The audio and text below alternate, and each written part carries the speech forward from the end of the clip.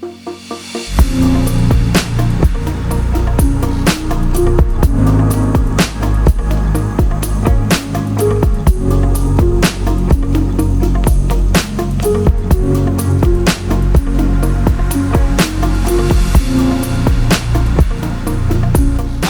happy Valentine's Day. This is Eden Maybon of lightcycleastrology.com. Today we are getting into part 2 of a series I'm doing this week called the Valentine's Day Conjunctions. I'm subtitling today's episode as Commitment or Rejection because we're going to be honing in on the Sun-Saturn conjunction today. Yesterday we talked about the Venus-Neptune conjunction. Both of these conjunctions are taking place at the same time in the sky. If you missed yesterday's video, I recommend going back and watching that just so you get a whole general outlook on the forecast for the week that we are celebrating Valentine's Day on. Okay, before we get into today's topic, I'd like to mention that this channel is funded by my consultation service at lightcycleastrology.com. We are looking for new clients for 2023, so if you're interested in becoming a client, please message me on lightcycleastrology.com. Okay, let's go ahead and pull up the real-time clock and get a look at the transits in the sky. So I've cleared the board for some of the things except for the moon, Mars, the sun, Saturn, and Venus and Neptune here, just to make it easier to see. But February the 14th, today, Valentine's Day, we see that the Venus-Neptune conjunction is definitely underway. The energy is building. It's only about 1.5 degrees away from perfecting, which it does by tomorrow. So the energy builds today and peaks tomorrow and then winds down after that for a few days. But now we're just getting into a pretty close range of influence with the Sun and Saturn today as well. Now this is going to peak a day after the peak of the Venus-Neptune conjunction on Thursday. So the energy is a little bit further off. It's building for about a day longer, and it then winds down for about a day longer as well. It's just a little bit behind the Venus-Neptune conjunction. So very, very interesting that both of these conjunctions began to form in the sky at the same time. And, interestingly, around the week that we celebrate love and relationships. Both of these energies are, in a certain way, they could be romantic. Definitely the Venus-Neptune, as I'm sure everybody is aware of, would be a romantic kind of energy to have around for Valentine's Day. But the Sun-Saturn energy is also romantic in a certain kind of way, but mostly we're going to think of this energy as almost antithetical to Valentine's Day. So it's a very interesting thing. It's as if the chart is speaking to some kind of a polarization of the energies. We can either go really, really, really intense into the love and sensuality kind of mode, or we could maybe be almost going the other direction where maybe we want to be separate or apart from that. So this is a little bit of the energy that is at play this week as we go through Valentine's Day. Today, we're going to get into the Sun-Saturn aspect of the energy. So now let's get into the Sun-Saturn part of this energy that is forming in the sky with our Valentine's Day weather here. Actually, let's pull up the real-time clock one more time. One thing that I had noticed is that in one way, the Sun-Saturn could be just delineated by the archetypal signatures of both the Sun or Saturn, taking the symbols that the Sun tends to represent and the symbols that the planet Saturn tends to represent, pairing them together, blending them. We could get one delineation that way. And in that sense, you're going to say something like, well, this is really antithetical to kind of a romantic energy. It's more about potentially being on your own or feeling left out or isolated, maybe even that you just don't feel in the mood for love. That could be one part of this energy that is going through our Valentine's week here. But it also could, I suppose, in the romantic sense, be linked to proposals and a deeper commitment. So those are the more, stock or classical delineations of something like this. But one thing that I think is useful to keep in mind that will also bring us more into a discussion that's far afield from just Valentine's Day is the fact that we are seeing and could look at this conjunction between the Sun and Saturn as a ending and a restart or reset or beginning of a new synodic cycle between the Sun and Saturn as well. Now, the fact that the lunation cycle is also winding down, the fact that the moon has to sweep by Saturn on its way to becoming a new moon, the timing of this is really doubling up the meaning. It's like we're getting a double down on this theme that is somehow speaking to cycles coming to an end, both in terms of like on larger cycles and also shorter cycles. So the moon is going to represent that monthly cycle that just kind of ebbs and flows within shorter frame of time, you know, where something begins and fruits and culminates and then begins to fall off the vine and wane and prepare for a new seeding. But in a sense, we are also having the Sun-Saturn synodic reset, which represents the same basic thing. It's just on a bigger time scale. I want to demonstrate this instead of just talking about it. So hopefully I'm not confusing you guys like crazy. Watch this first. Let's take a look at the lunation cycle winding down here. Comes the moon. It's in Sagittarius right now, and it's going to head into Capricorn by Thursday. It's going to enter Aquarius by Saturday, and then it will make her own conjunction to Saturn right before it ingresses into Pisces and makes that new moon aspect. So that is the winding down of the shorter term lunation cycle. Again, that part of the cycle, that part of any cycle usually within astrology, is going to be describing something like things that are being harvested, falling off the vine, the withering of that thing that the cycle represents, and the preparation for a new seeding. But there is also that tie-in with things that die or leave or go away or are rejected. Interesting that the moon is moving by Saturn, a planet that has a connection to rejecting things as the moon goes through.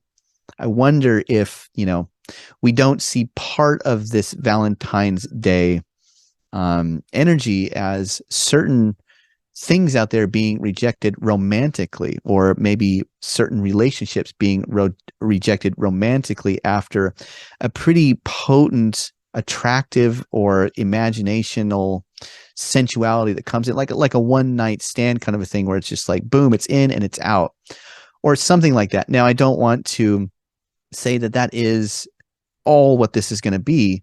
There could be much more dynamic energies at work here. For instance, it could be the moment where you are just caught up and your boyfriend is swept up and moved to propose to you, and it's a big commitment. We could also see something like that. So could the moon in its waning phase represent that the boyfriend stage of the relationship is over? It's coming to an end. There's a new beginning. There's a new chapter. Definitely so. So don't box it into just negative things, because that's easy to do with Saturnine kinds of symbolism. But suffice it to say that that theme, that shorter cycle between the sun and the moon, coming through at the same time that we also see a conjunction between the sun and Saturn, is very, very poetic in a certain way. So what I want to do now is demonstrate the synodic cycle, just in case this is confusing to you. So again, we have the lunation cycle, the moon traveling through the zodiac and making a conjunction back to the sun one time a month. But the same thing happens between the sun and Saturn one time a year. So if I roll forward now by months, you'll see that it looks like the sun is staying in one place. But watch, now the sun is in Taurus, Saturn has entered Pisces by April here. And month by month, you guys probably already know this, but the sun is traveling through each of the signs now. But it takes approximately a year before, watch, the sun and Saturn come back together again by next year, February 2024. Actually, just because that may have been confusing to look at with all the other planets in there, let me get rid of Venus, the moon, and Neptune, just so we can watch the synodic cycle progress. So again, for the year after that, we're going to see, look at that, the Sun and Saturn separating after their conjunction. It looks like Saturn's going, counterclockwise through the zodiac. It's really just because the Sun is being positioned by this same time of day, this same day in the month. So just kind of ignore the fact that the Sun looks like it's staying still and Saturn is going backwards. But it's really just, I'm trying to demonstrate for you that the Sun and Saturn are going through these periods where they are conjoining, separating, and opposing, and then coming back together year after year. One time a year, this is what happens. So what is very interesting is that we are also right now at a moment when we see the annual reset of the Sun and Saturn happen. And of course, this is all the same time that the lunation cycle is also coming to an end and beginning to move towards a new lunation cycle beginning. So if I add back in the moon, and we'll get Venus and Neptune back in here, you can see, let me just move this up to the top of the chart here so it's easy to see. Okay, so there we are back, and you can see the moon now, if we go forward by days, is coming to the end. So I'm just trying to show you how there are cycles within cycles on this Valentine's Day, or in this Valentine's week period here. There is the beginning of the synodic cycle that is resetting between the Sun and Saturn, and this is coinciding with the ending and the soon-to-be beginning restart of the lunation cycle, the new moon that is taking place in the sign of Pisces. So I hope I didn't belabor this too much, but I just wanted you to see how there is definitely a theme of cycles on the larger side of things and on the shorter side of things, coincidentally or synchronistically being timed to go through their last part of the phase all at once together. As this powerful Venus-Neptune energy also has us wanting and desiring things very much so. So one of the things that I wrote down for this is just that I just want to read it to you because I'm not sure I can articulate it in exactly the same way. So the thing that I wrote down when I was meditating on this whole circumstance, the combination of this transit of the Sun conjunct Saturn and the last quarter moon is a potent moment where we are coming to the end of a synodic cycle, that is the Sun-Saturn conjunction, the restarting of a synodic cycle between the Sun and Saturn, and preparing for the end of a lunation cycle. So this is a very potent moment, first of all. So you might say that we are coming to a reset on a larger scale of time and also on a shorter scale of time all at once. Another way this could be described is from the metaphysical standpoint of saying that we are coming to a reset of a solar cycle, the metaphysical symbol of spiritual purpose, and also a lunar cycle, the metaphysical symbol for the impermanence of the material realm. Okay, clearly something in each of our lives is shifting dramatically. These transits seem to be hinting that we will be receiving new instructions from the source at this time, and that the rise and fall of fortune, as represented by the moon, is bringing into our lives in the short term circumstances that give us no choice but to tie up loose ends, break away from what was on some level, and to change the mask we are wearing for a new one. A mask is a really good metaphor for describing the last quarter phase because it is the moon that we see constantly changing her face. So too for us, is it time to discard an old face now or very soon for a new one that will match the larger impulses of spirit being born at this time by the Sun-Saturn conjunction?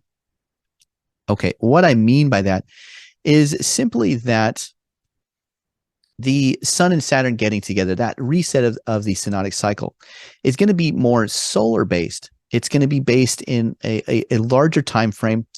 And solar symbolism is all about some kind of purpose. It is a symbol that says, who do you want to be in the next year? When it combines with Saturn, it's something like, who do you want to be in the next year in terms of responsibilities, in terms of commitments to people or to things or to work or ambition? So it gives you that sense. It's like, okay, I've matured another year and I have another ring on my tree. But now who am I supposed to be? What am I supposed to do?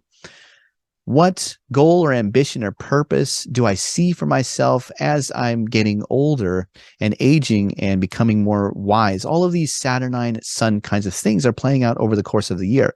So there is this moment where it's as if the ending of that synodic cycle between the Sun and Saturn is saying something like, hey, whatever you were this past year or during the past 12 months, that is coming to an end. There is a larger beginning that is coming right now. So whether that has to do with romantic things or not, I think it does, because we do see that Venus and Neptune are coming together in a sign of Venus's exaltation right now. So I would say that something about this moment is oracularly speaking to something romantic, something that you desire. So that's very interesting all and in its own right. But then we also see the timing of the lunation cycle also winding down, coming to an end. So that part of the equation where we look at the moon is a symbol of the rise and fall of fate or fortune, one of the things that the moon represents.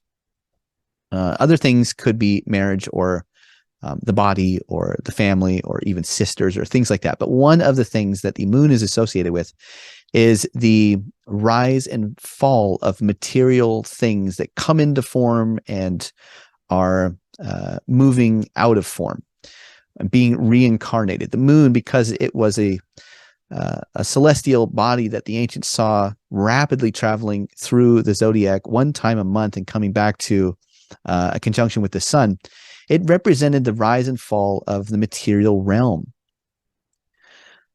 So could there be certain things that are like fated or material karma or this realm of just things that are way outside of our control, things that just have a right of being in our lives simply because they're material in some sense or another, and things naturally go through a period of birth, thriving, culminating, and decay, and then eventually passing away. So we see this cycle play out all within nature, and we are all material in the sense of we have bodies. We live in a material, on a material planet that has, all sorts of material things that are living out their time, being born, living out their time, and then passing away again.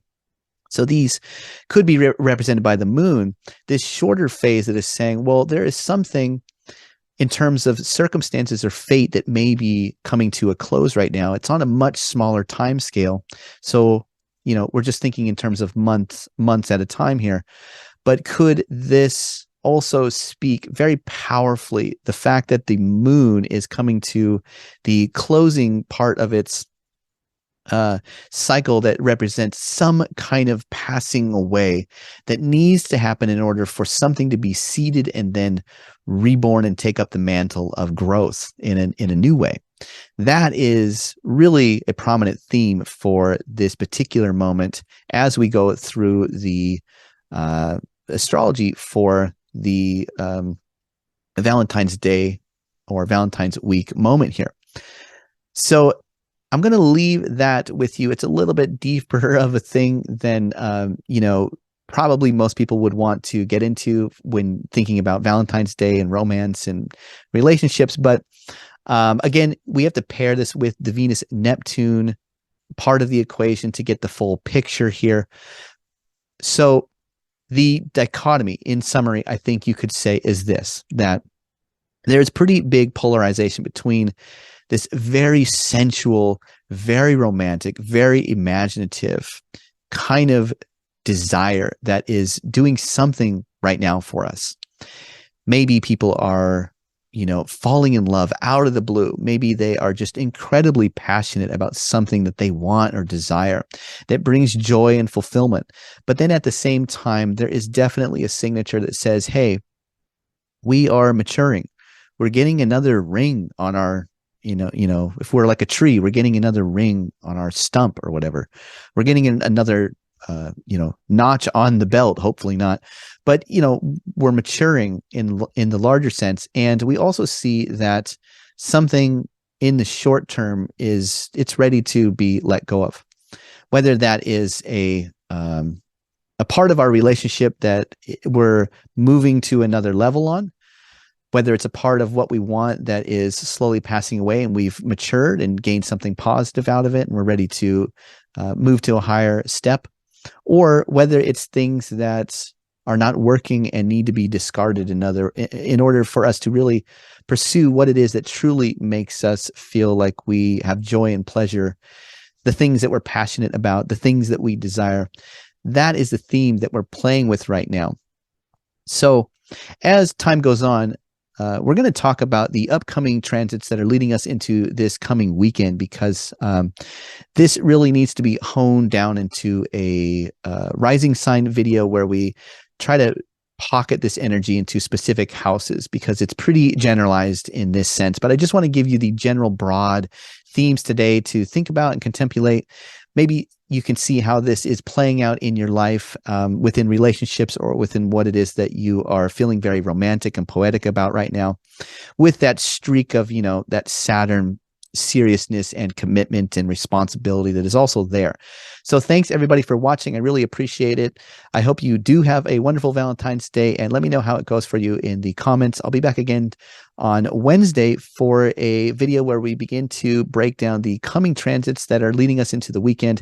And then on Friday, we'll go ahead and do a all 12 rising sign horoscope video that gives us a better indicator of what this all means topically for our specific houses as we look at rising signs. Thanks so much. I hope you have a wonderful day. Happy Valentine's Day. I'll see you soon. Bye for now.